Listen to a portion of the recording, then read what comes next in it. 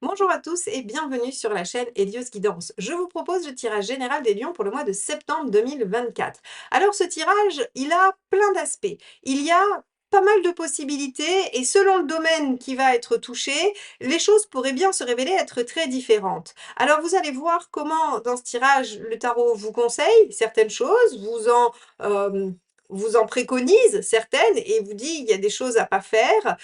On vous invite de toute façon à aller chercher votre équilibre, ça c'est plutôt positif, mais ça va impliquer probablement des choix, des décisions, mais il y a aussi beaucoup de joie et d'enthousiasme dans votre tirage. Je vous laisse regarder ça, mais avant bien sûr, n'oubliez pas de vous abonner si ce n'est pas fait, de liker, commenter et partager ces vidéos pour soutenir la chaîne, merci infiniment. Vous avez aussi sur mon site toutes les dates de formation jusqu'au début 2025 et toutes les possibilités d'accompagnement personnalisé que je vous propose.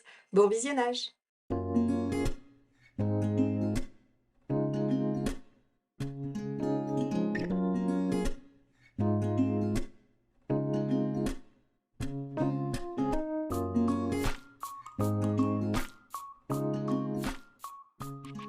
Les lions, allons voir donc ce que vous réserve ce mois de septembre. Alors le soleil que j'avais tiré pour le mois de septembre sur votre tirage annuel 2024 nous indique une période normalement de plaisir, de joie, de réciprocité, de bons moments. Vraiment, c'est la convivialité. Vous devriez passer du temps avec les gens que vous aimez. Il devrait faire beau, j'imagine, puisque vous aimez le soleil, vous aimez le grand air, vous aimez les bons moments. Avec un soleil dans votre mois, normalement, il ne devrait pas y avoir grand-chose qui vous soucie. Et si vous avez des problèmes, vous allez décider de les prendre un peu à la légère.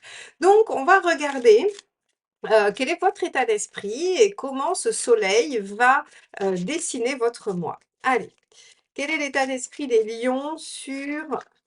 Alors, ça peut être la carte du couple aussi, hein, pour ceux qui attendent une rencontre, peut-être. Pour ceux qui attendent aussi une victoire, une réussite au niveau professionnel, c'est quand même la carte des réussites.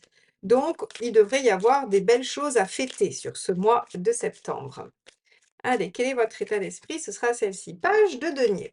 Page de denier, c'est tout le potentiel. C'est-à-dire qu'en fait, vous savez, c'est comme si vous recommenciez la rentrée en vous disant, allez, cette fin d'année, c'est prometteur, j'ai plein de projets, j'ai plein d'envies, je sais que ça va porter ses fruits, il y a de l'enthousiasme, il y a de la positivité, et c'est comme si vous aviez plein d'envies, plein d'idées. Donc, on est plutôt sur une phase de motivation, d'enthousiasme et de joie. On va regarder ce qui vous préoccupe, si tant est que ce soit possible. As de bâton. Alors, as de bâton, c'est une nouvelle action. Nouvelle passion, nouvelle activité, nouvelle page de vie, nouveau boulot, nouveau dossier, nouvelle rentrée finalement, hein. On pourrait imaginer que vous êtes enthousiaste à l'idée de recommencer et peut-être que vous avez envie de recommencer différemment, que vous avez pensé à faire des choses d'une autre manière pour être plus enthousiaste, plus dans la joie, la positivité. En tout cas, ici, j'ai l'impression qu'entre un page de denier et un as de bâton, il y a quand même quelque chose de nouveau qui devrait démarrer dans votre vie sur ce mois de septembre. Alors, on va aller voir ce que ça donne sur la sphère socio-professionnelle. Donc, c'est votre activité professionnelle et pour ceux qui n'en ont pas, c'est tout ce que vous faites en dehors de chez vous, de votre maison, de votre intérieur. Hop, ça sera celle-ci. Waouh! Arcane 13, il y a du changement. Alors ça peut être un changement radical, vous pouvez commencer un nouveau job, mais aussi ça peut être des nouvelles résolutions. Alors, vous avez passé l'été peut-être à vous dire que quelque chose n'était plus possible et qu'il fallait changer. Et vous abordez ce mois de septembre avec l'optimisme vraiment à son comble et la volonté farouche de déployer vos nouvelles compétences, nouveaux projets. En tout cas, les choses changent sur votre sphère socio-professionnelle. Ok, on va regarder quelle est la deuxième carte qui nous parle de ce domaine pour voir un petit peu comment se colore ce changement. Hop, celle-ci me reste dans les mains. Page d'épée. Bon, alors, page de denier, page d'épée, as de bâton, arcane 13, tout ça, ce sont des cartes qui indiquent qu'il y a du nouveau. Donc là, s'il ne se passe rien de neuf dans votre vie, les lions, c'est qu'en fait, vous vous êtes trompé de date de naissance. C'est que vous n'êtes pas lion. C'est que vous êtes d'un autre signe. Ou alors que vous avez un gros stellium dans un autre signe. Un stellium, c'est-à-dire une concentration de planètes dans un autre signe qui fait que votre lion, il est tout appauvri, voilà. Mais il y a vraiment quelque chose qui doit changer, vraiment, de façon assez remarquable dans votre votre vie. On va voir, hein, sur les autres domaines, mais en tout cas sur la sphère professionnelle, il y a quand même nouveaux projets, nouveaux boulots, nouvelles résolutions. Il y a quelque chose qui change sur la sphère professionnelle ou extérieure, ça c'est certain. Allez, on va regarder matériellement ce que ça implique concrètement. Hop, ah oui, des choix, l'amoureux. Avec cette carte, on va avoir le fait de devoir se positionner, le fait de devoir choisir. Alors, c'est plutôt positif aussi, c'est-à-dire que très concrètement, on peut imaginer de prendre cette carte sous son aspect du bien-être, c'est-à-dire qu'il n'y a aucune difficulté matérielle, que c'est plutôt plaisant de faire les choses et que la réorganisation vous permet de vous sentir mieux, de vous sentir plus épanoui, de pouvoir plus partager avec les gens que vous aimez. Voilà, on peut avoir cet angle-là, mais on peut aussi avoir la question du choix, être obligé de faire des choix, de prioriser des choses et l'un va avec l'autre. C'est-à-dire que si vous réorganisez mieux et que vous choisissez certaines choses, vous pouvez le faire dans le sens d'être dans un bien-être supérieur. Bien.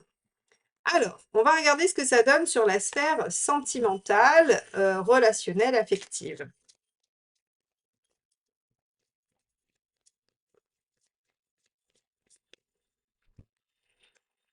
On a la reine d'épée. Alors, sur la sphère relationnelle, la reine d'épée, elle vient dire que vous mettez un peu l'affect de côté.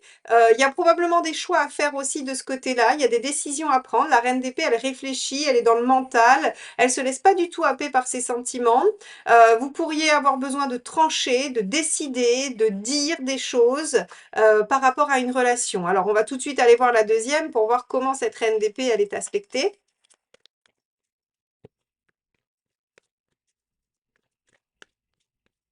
Hop là. La papesse, d'accord. Donc, il y a besoin de réflexion. Dans la sphère sentimentale, il peut y avoir une question qui vous occupe.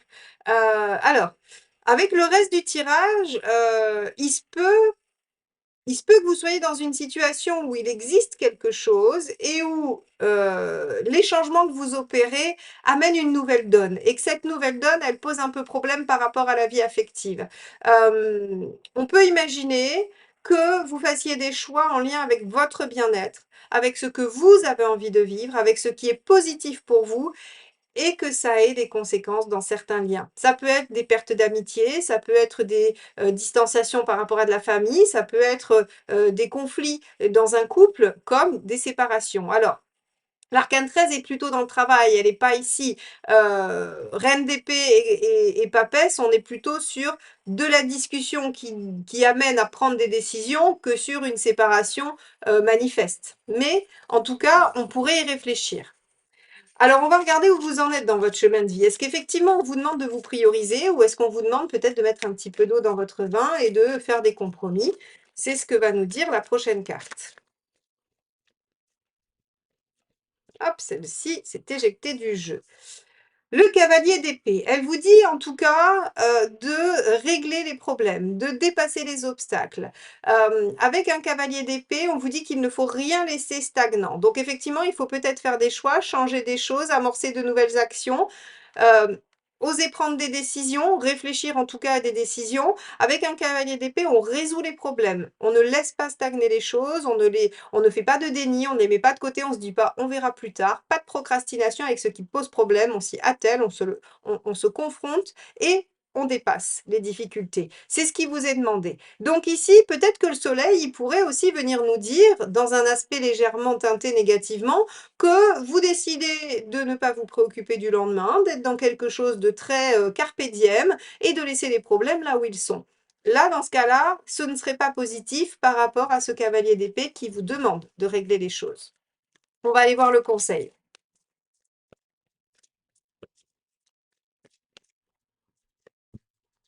4 de denier, hop là. Alors, 4 de denier, c'est intéressant parce qu'on vous dit, il y a des choses à remanier, mais pas la totalité. 4 de denier, on garde la base, on garde le socle, on garde ce qui fait finalement les fondations de votre situation. Alors vous entendrez peut-être professionnel, peut-être, personnel, matériel, peu importe. Ici, on vous dit que la meilleure chose à faire, c'est de sauver l'essentiel, mais de ne sauver que la base. Et s'il y a des choses, qui ne vous conviennent pas, qui sont superflues, il faudra bien évidemment les revoir. Mais en tout cas, ici, on ne vous dit pas: «Remettez tout en question, dépassez les obstacles». Ça veut dire qu'il ne faut pas jeter le bébé avec l'eau du bain, hein. C'est-à-dire qu'il faut vraiment faire le tri et se dire: «OK, qu'est-ce que je garde, qui est essentiel, qui est stable, qui est, bien, posé et qu'est-ce qui semble bancal, que je peux modifier, changer et qu'est-ce que je peux résoudre comme problématique dans ma situation?» Bien, on va regarder ce qu'il ne faut pas faire. Hop, celle-ci. 3 de denier. OK. Il ne faut pas, vous contenter de, j'allais dire de petites choses. Le 3 de denier, c'est vraiment, je pose des actions, mais finalement, elles sont pas porteuses, elles vont pas jusqu'à tenir. Vous voyez, c'est du 3. Donc en fait, du 3 en négatif, c'est l'effet du soufflet. Vous voyez, vous avez un beau soufflet qui gonfle dans le four et quand vous aurez la porte, boum, il redescend. C'est comme le fait de poser des actions qui finissent en eau de boudin.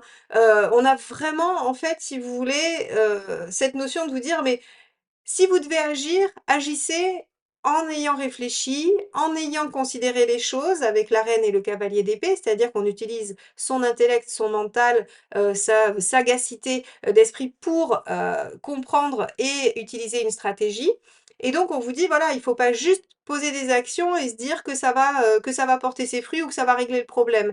En fait, là, on a l'impression qu'on met la poussière sous le tapis.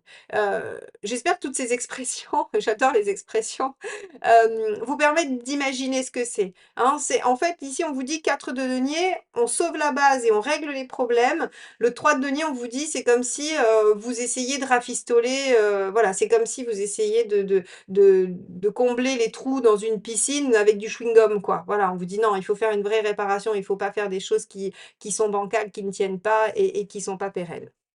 OK. On va regarder où vous en êtes à la fin du mois. Hop là, bah, celle-ci, c'est éjectée du jeu, je ne peux que la garder.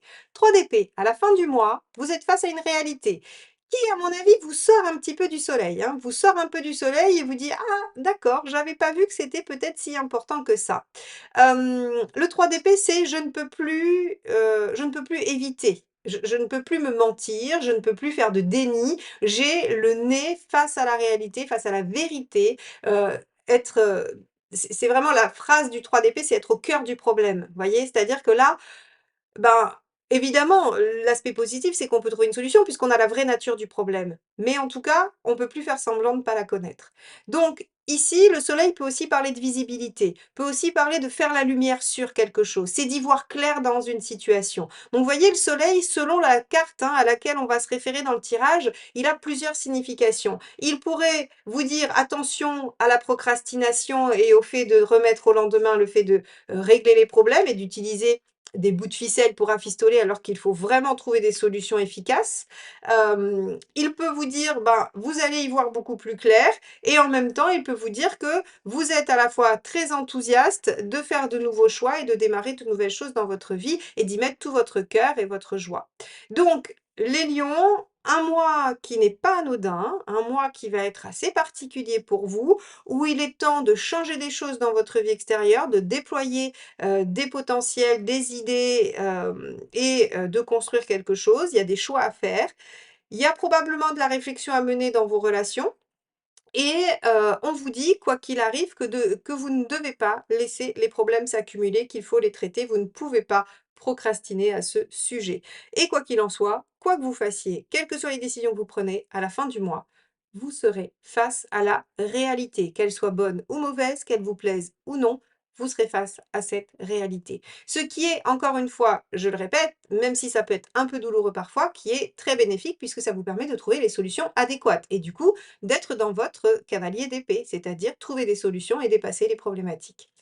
Bon, on va regarder quel est le dernier petit message du tarot pour vous. Est-ce que c'est un conseil, une phrase à méditer ou encore une synthèse tout simplement de ce que je viens de vous dire? Allez, les lions, septembre 2024. Hop là! Je trouve une harmonie intérieure en mettant en place un équilibre extérieur. Tempérance. Alors tempérance, elle vous dit qu'il faut peut-être trouver un entre-deux.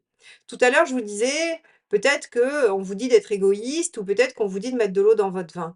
En fait, j'ai l'impression que tempérance, elle vous demande de trouver le bon équilibre entre ce qui est important pour vous, ce qui est nécessaire, ce qui vous plaît, ce qui vous rend heureux et ce qui va être, utile, nécessaire pour maintenir malgré tout un équilibre. Vivre une vie sous le sceau du soleil, même si c'est votre planète maîtresse, enfin en tout cas au niveau, du zodiaque, on dit que le soleil, est, l'astre qui représente le lion, donc c'est vraiment en accord avec vous. Même si le soleil peut représenter quelque chose d'assez beau, d'assez, rayonnant, mais il représente aussi tout ce qui va être éphémère, tout ce qui va être, trop brillant et pas assez consistant, voilà, il y a tout ça. Ici, on vous dit: «Bah, il faut trouver un entre-deux, il faut que vous puissiez être dans, la réalisation, et l'obtention de vos besoins et en même temps de ne pas laisser tout partir, de l'autre côté, hein. Il faut maintenir des bases et il faut conserver certaines choses. Donc tempérance vous invite à mettre de l'eau dans votre vin, tout en vous accomplissant, il n'était pas facile à dire celui-là, tout en vous accomplissant personnellement. Voilà pour vous les lions, j'espère que ce tirage vous accompagnera dans vos réflexions sur ce mois de septembre. Mes tirages n'ont pas d'autres prétentions que celle-ci. En tout cas, je vous remercie de m'avoir écouté jusque-là. Je vous souhaite un beau mois de septembre et je vous dis à très très vite pour de nouvelles guidances. Bye bye.